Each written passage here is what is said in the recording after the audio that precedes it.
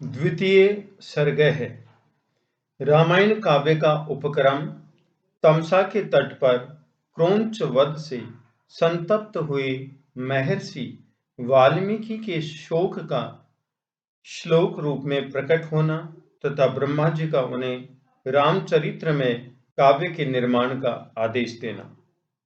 देवऋषि नारद जी के उपर्युक्त वचन सुनकर वाणी विशारद धर्मात्मा ऋषि वाल्मीकि जी ने अपने शिष्यों सहित उन महामुनि का पूजन किया। वाल्मीकि जी से यथावत सम्मानित हो देवऋषि नारद जी ने जाने के लिए उनसे आज्ञा मांगी और उनसे अनुमति मिल जाने पर वे आकाश मार्ग से चले गए। उनके देवलोक पधारने के 2 ही घड़ी बाद वाल्मीकि जी तमसा नदी के तट पर गए, जो गंगा जी से अधिक दूर नहीं था। तमसा के तट पर पहुंचकर वहां के घाट को कीचड़ से रहित देख मुनि ने अपने पास खड़े हुए शिष्य से कहा, भरद्वाज, देखो, यहाँ का घाट बड़ा सुंदर है। इसमें कीचड़ का नाम नहीं है। यहाँ का जल वैसा ही स्वच्छ है जैसा सत्पुरुष का मन होता है। तात, यहीं कलश रख दो और मुझे मेरा वल्कल दो। मैं तमसा के इसी उत्तम तीर्थ में स्नान करूंगा। महात्मा वाल्मीकि के ऐसा कहने पर नियम परायण शिष्य भरद्वाज ने अपने गुरु मुनिवर वाल्मीकि को वल्कल वस्त्र दिया। शिष्य के हाथ से वल्कल लेकर वे जितेंद्रिय मुनि वहां के विशाल वन की शोभा देखते हुए सब ओर विचरने लगे। उनके पास ही क्रौंच पक्षियों का एक जोड़ा, जो कभी एक दूसरे से अलग नहीं होता था, विचर रहा था। वे दोनों पक्षी बड़ी मधुर बोली बोलते थे। भगवान वाल्मीकि ने पक्षियों के उस जोड़े को वहां देखा। उसी समय पाप पूर्ण विचार रखने वाले एक निषाद ने, जो समस्त जंतुओं का अकारण वैरी था, वहां आकर पक्षियों के उस जोड़े में से एक नर पक्षी को मुनि के देखते देखते बाण से मार डाला। वह पक्षी खून से लथपथ होकर पृथ्वी पर गिर पड़ा और पंख फड़फड़ाता हुआ तड़पने लगा। अपने पति की हत्या हुई देख उसकी भार्या क्रौंची करुणाजनक स्वर में चित्कार कर उठी। उत्तम पंखों से युक्त वह पक्षी सदा अपनी भार्या के साथ साथ विचरता था। उसके मस्तक का रंग तांबे के समान लाल था और वह काम से मतवाला हो गया था। ऐसे पति से वियुक्त होकर क्रौंची बड़े दुख से रो रही थी। निषाद ने जिसे मार गिराया था, उस नर पक्षी की वह दुर्दशा देख उन धर्मात्मा ऋषि को बड़ी दया आई।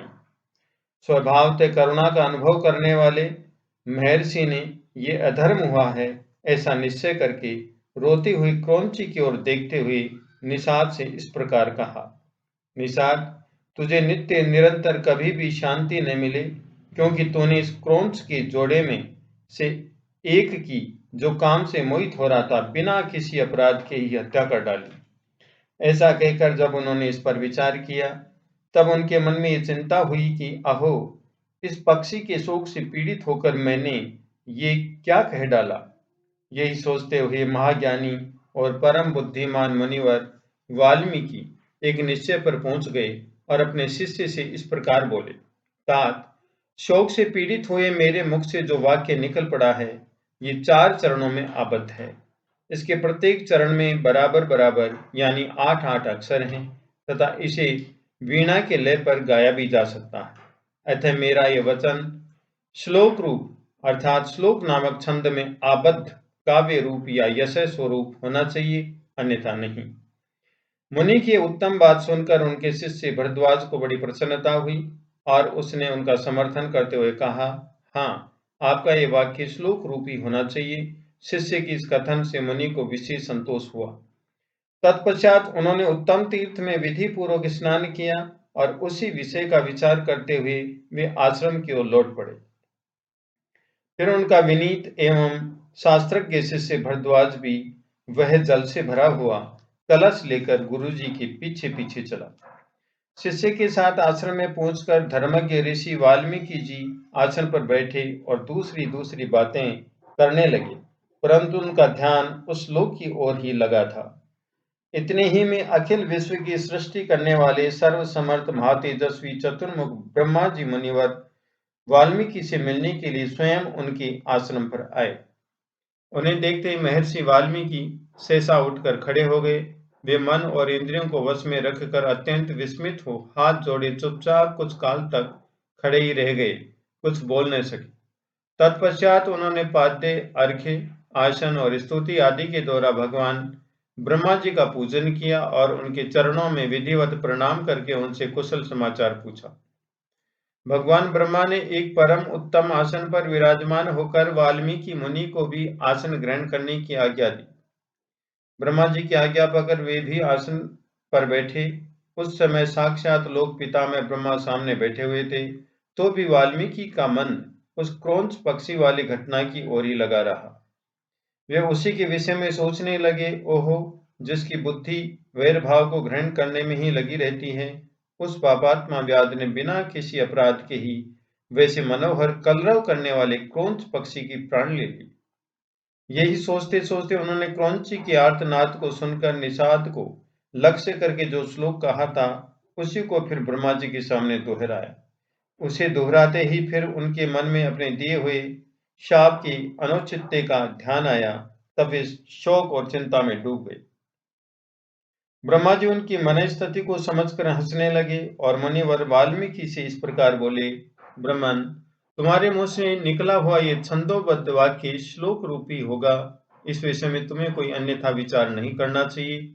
मेरे संकल्प अथवा प्रेरणा से ही तुम्हारे मुंह से ऐसी वाणी निकली है। मुनि श्रेष्ठ, तुम श्री राम के संपूर्ण चरित्र का वर्णन करो। परम बुद्धिमान भगवान श्री राम संसार में सबसे बड़े धर्मात्मा और धीर पुरुष हैं। तुमने नारद जी के मुंह से जैसा सुना है, उसी के अनुसार उनके चरित्र का चित्रण करो। बुद्धिमान श्री राम का जो गुप्त या प्रकट वृतांत है, तथा लक्ष्मण, सीता और राक्षसों के जो संपूर्ण गुप्त या प्रकट चरित्र हैं, वे सब अज्ञात होने पर भी तुम्हें ज्ञात हो जाएंगे। इस काव्य में अंकित तुम्हारी कोई भी बात झूठी नहीं होगी, इसलिए तुम श्री रामचंद्र जी की परम पवित्र एवं मनोरम कथा को श्लोकबद्ध करके लिखो। इस पृथ्वी पर जब तक नदियों और पर्वतों की सत्ता रहेगी, तब तक संसार में रामायण कथा का प्रचार होता रहेगा। जब तक तुम्हारी बनाई हुई श्री राम कथा का लोक में प्रचार हो रहेगा, तब तक तुम इच्छानुसार ऊपर नीचे तथा मेरे लोकों में निवास करोगे। ऐसा कहकर भगवान ब्रह्मा जी वहीं अंतर्ध्यान हो गए। उनके वहीं अंतर्ध्यान होने से शिष्यों सहित भगवान वाल्मीकि मुनि को बड़ा विस्मय हुआ। तदंतर उनके सभी शिष्य अत्यंत प्रसन्न होकर बार बार इस श्लोक का गान करने लगे तथा परम विस्मित हो परस्पर इस प्रकार कहने लगे। हमारे गुरुदेव महर्षि ने क्रौंच पक्षी के दुख से दुखी होकर जिस समान अक्षरों वाले 4 चरणों से युक्त वाक्य का गान किया था, वह था तो उनके हृदय का शोक, किंतु उनकी वाणी द्वारा उच्चारित होकर श्लोक रूप हो गया। इधर शुद्ध अंतःकरण वाले महर्षि वाल्मीकि के मन में ये विचार हुआ कि मैं ऐसे ही श्लोक में संपूर्ण रामायण काव्य की रचना करूं। ये सोचकर उदार दृष्टि वाले उन यशस्वी महर्षि ने भगवान श्री रामचंद्र जी के चरित्र को लेकर हजारों श्लोकों से युक्त महाकाव्य की रचना की, जो उनके यश को बढ़ाने वाला है। इसमें श्री राम के उदार चरित्रों का प्रतिपादन करने वाले मनोहर पदों का प्रयोग किया गया। महर्षि वाल्मीकि के बनाए हुए इस काव्य में तत्पुरुष आदि समासों में दीर्घ गुण आदि संधियों और प्रकृति प्रत्यय के संबंध का यथा योग्य निर्वाह हुआ है। इसकी रचना में समता, पतत, प्रकर्ष आदि दोषों का अभाव है, पदों में माधुर्य है और अर्थ में प्रसाद गुण की अधिकता है। भावुक जनों, इस प्रकार शास्त्रीय पद्धति के अनुकूल बने हुए इस रघुवर चरित्र और रावण वध के प्रसंग को ध्यान देकर सुनो। जय श्री राम।